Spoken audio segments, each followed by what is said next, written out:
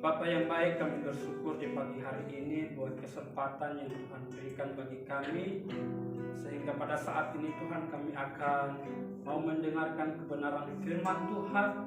Biarlah Tuhan memberkati setiap kami yang hadir di tempat ini Tuhan. Berkati hamba-Mu Tuhan yang akan menyampaikan kebenaran firman Tuhan, agar apa yang hamba sampaikan Tuhan boleh memberkati setiap kami di tempat ini.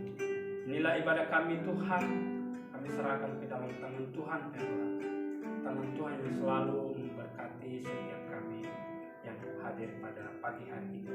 Hanya di dalam nama Tuhan Yesus, haleluya, amin. Oke, salam semuanya. Shalom.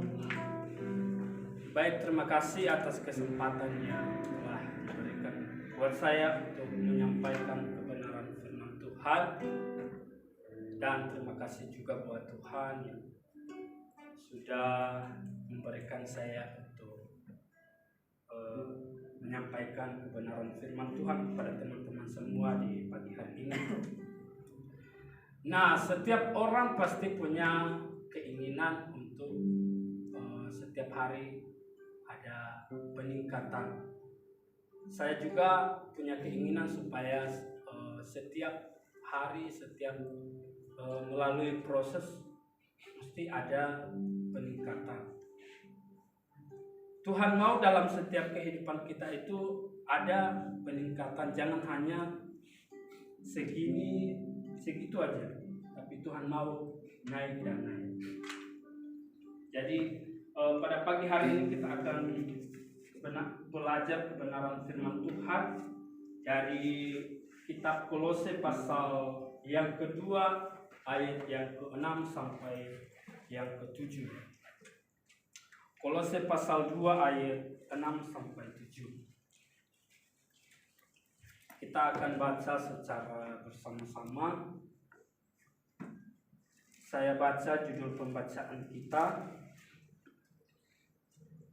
Kepenuhan Hidup dalam Kristus. 1, 2, 3 ya. Kamu telah menerima Kristus Yesus adalah kita, karena itu hendaklah hidupmu tetap di dalam Dia. Hendaklah kamu berakar di dalam Dia dan bangun di atas Dia. Hendaklah kamu bertahan teguh iman dan hendaklah hatimu melimpah dengan syukur. Baik, terima kasih. Kitab Kolose yang ditulis oleh Rasul Paulus, di mana Rasul Paulus pada waktu itu dia berada di dalam penjara.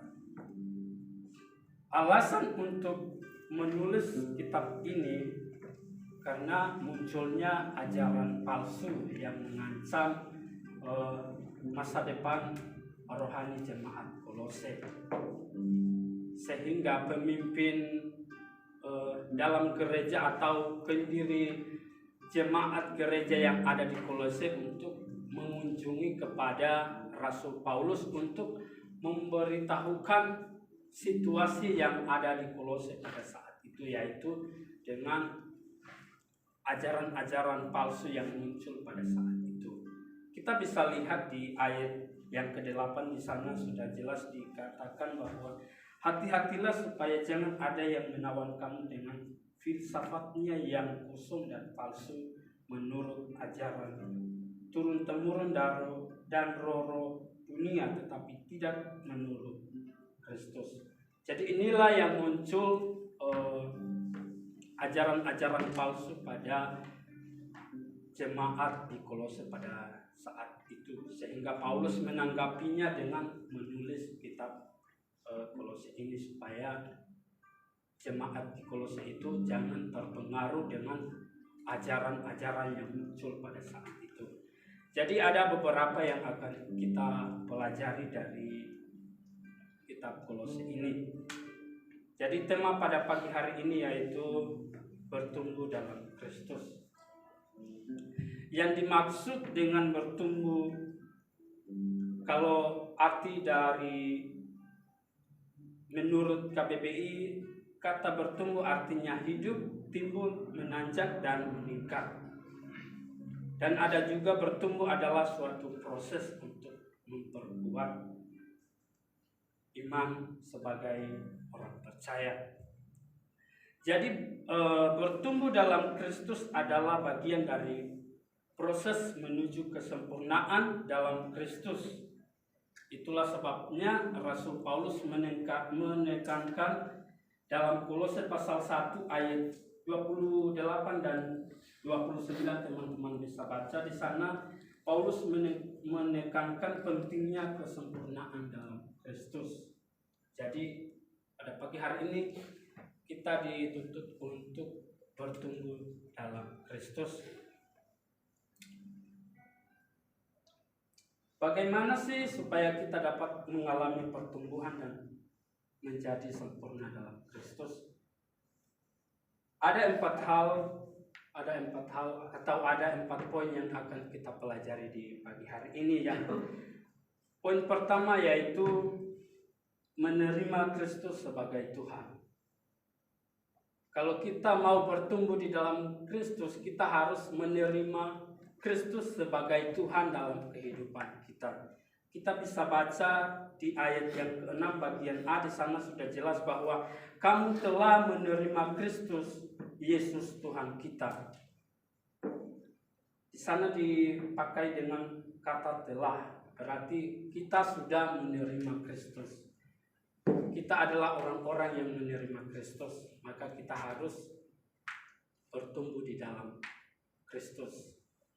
Karena dari kecil sampai dewasa kita sudah menerima Kristus, maka kita harus bertumbuh di dalam Kristus. Jadi Paulus sendiri memberikan contoh dalam kitab Kolose ini. Dia menjadi teladan bagi orang-orang pada saat itu. Karena dia bertumbuh di dalam Kristus, maka dia harus menjadi teladan bagi orang-orang yang ada di sekitarnya. Begitu juga dengan kita, kalau kita bertumbuh di dalam Kristus, maka kita harus menjadi teladan bagi saudara-saudara kita, teman-teman kita, bahkan dimanapun kita berada, kita harus menjadi teladan bagi orang lain, karena kita adalah orang-orang yang bertumbuh di dalam Kristus. Jadi orang yang menerima Kristus sebagai Tuhan adalah orang yang mengutamakan yang paling utama dan yang paling pertama dalam kehidupan orang tersebut. Jadi kalau kita bertumbuh di dalam Kristus, kita adalah orang-orang yang mengutamakan Tuhan dalam kehidupan kita. Jadi poin yang kedua yaitu tetap tinggal di dalam Dia. Jadi kalau kita mau bertumbuh di dalam Tuhan, kita harus tetap tinggal di dalam Dia. Dia siapa? Yaitu Tuhan sendiri. Kita bisa baca di ayat yang ke-6 bagian B, sudah jelas dikatakan di sana, karena itu hendaklah hidupmu tetap di dalam Dia. Karena itu hendaklah hidupmu tetap di dalam Dia. Artinya terus-menerus harus tinggal bersama Tuhan. Kata dipakai dengan hendaklah. Kalau kita terjemahan di kata Yunani itu terus-menerus. Jadi tidak ada batasnya untuk tinggal di dalam Kristus. Karena kehidupan kekristenan berbicara tentang hubungan, yaitu hubungan kita dengan Allah dan sesama kita yang ada di tempat ini. Jadi firman Tuhan mengajarkan kita pada pagi hari ini supaya kita tetap tinggal di dalam Dia, yaitu tinggal di dalam Tuhan. Apalagi dengan situasi yang ada sekarang ini, kalau kita tidak tinggal di dalam Tuhan, maka iman kita akan digoyahkan oleh masalah-masalah yang akan kita hadapi. Karena ketika kita diperhadapkan dengan masalah, itu perlu perjuangan gitu. Tapi kalau kita tinggal di dalam Kristus, saya percaya bahwa apapun masalah yang terjadi dalam kehidupan kita, kita tetap akan tinggal di dalam Kristus, karena kita adalah orang-orang yang bertumbuh di dalam Kristus. Jadi orang yang memiliki keintiman dengan Tuhan, dia sadar betul bahwa Tuhan tidak pernah meninggalkan sekalipun dalam salah. Orang tersebut memiliki keyakinan bahwa Allah senantiasa berjalan bersamanya. Jadi kalau kita mempunyai keintiman dengan Tuhan, tidak ada satupun yang bisa menghalangi kita. Tidak seorang pun yang bisa memisahkan kita dari kasih Allah. Karena kita tinggal di dalam Kristus. Nah, poin yang ketiga adalah berakar dan dibangun di atas Dia. Kita bisa baca di ayat yang ke-7, di sana dikatakan bahwa hendaklah kamu berakar di dalam Dia, hendaklah kamu bertambah teguh dalam iman yang telah diajarkan kepadamu. Kita harus berakar dan dibangun di atas Dia. Di sini akar berbicara tentang kekuatan untuk berdiri. Akar berbicara tentang kekuatan untuk berdiri. Sebuah pohon tidak dapat berdiri dengan kokoh bila tidak memiliki akar yang kuat. Akar pohon yang merambat ke sana kemari menjadi sebuah ikatan kuat yang memampukan pohon berdiri kokoh dan stabil. Jadi ketika kita berakar di dalam Kristus, kita adalah orang-orang yang punya kekuatan, punya power untuk berjalan bersama Tuhan. Jadi kehidupan iman kita akan kokoh bila kita memiliki akar iman yang kuat dalam Tuhan. Jadi kalau kita berakar di dalam Tuhan, maka kita adalah orang-orang yang kuat. Sekalipun masalah bertubi-tubi datang dalam kehidupan kita, kita tidak akan tergoyah karena akar kita bersama dengan Tuhan. Jadi perlu kita pahami bahwa akar itu mempunyai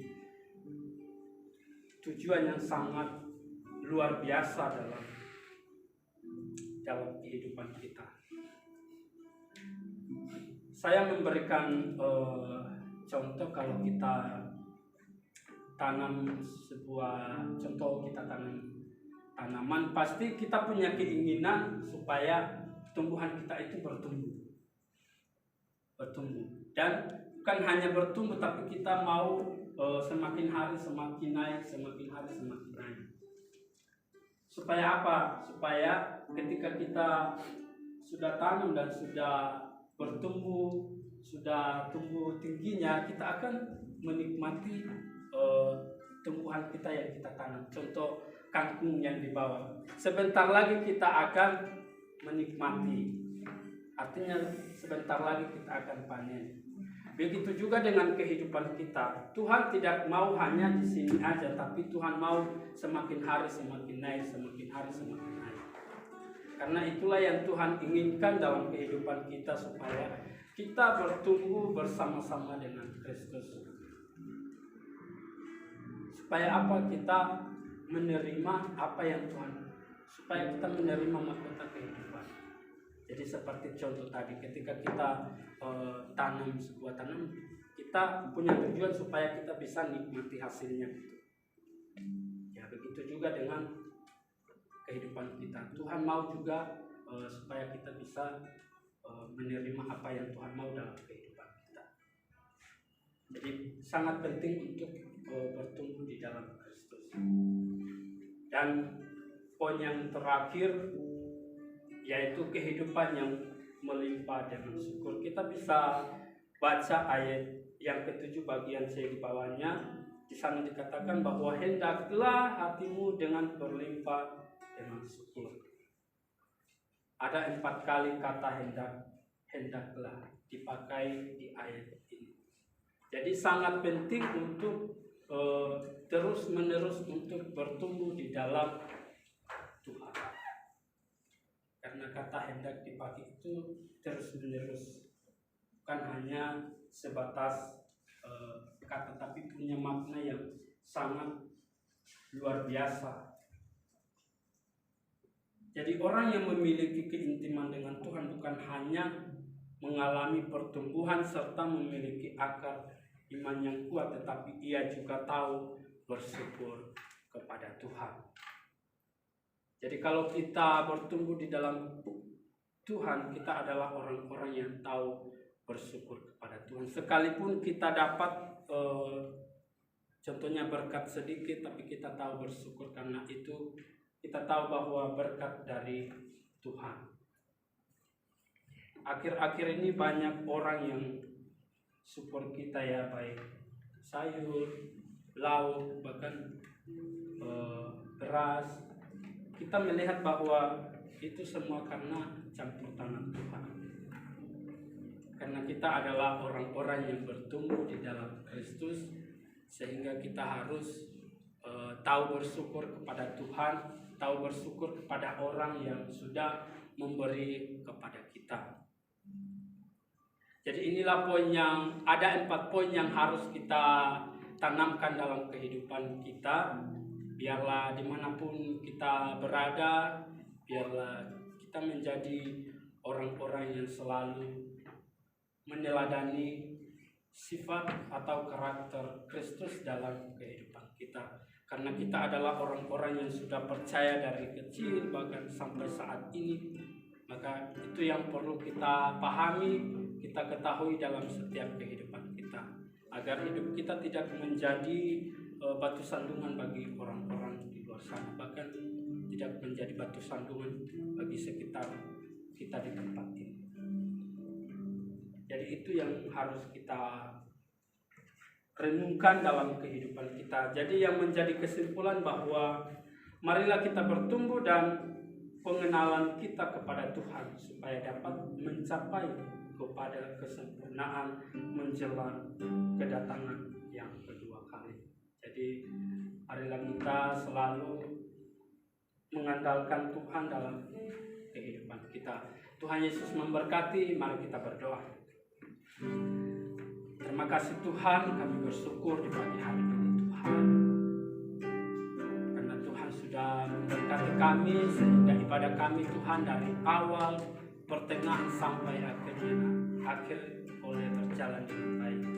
Adanya Tuhan, berkati juga firman yang kami dengar di pagi hari ini ya Tuhan. Biarlah 4 hal tadi yang kami sudah dengar, biarlah itu yang kami tanamkan dan kami lakukan dalam kehidupan kami. Dan kami adalah orang-orang yang selalu bertumbuh di dalam Kristus dan berjalan bersama-sama dengan Tuhan. Terima kasih Tuhan, berkati teman-teman kami Tuhan yang sudah mendengarkan kebenaran firman Tuhan. Biarlah itu yang menjadi rema dalam setiap kehidupan kami pada pagi hari ini. Terima kasih Tuhan Yesus, hanya di dalam nama Tuhan Yesus kami berdoa dan mengucap syukur. Haleluya. Amin.